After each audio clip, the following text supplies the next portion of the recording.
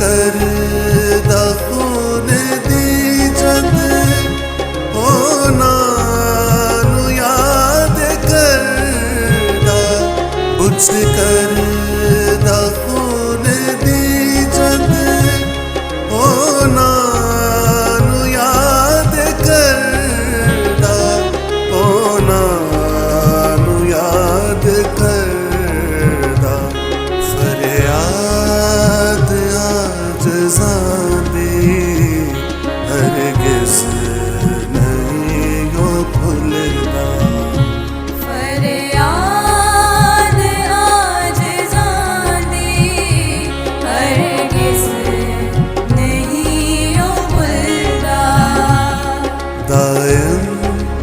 यहोवा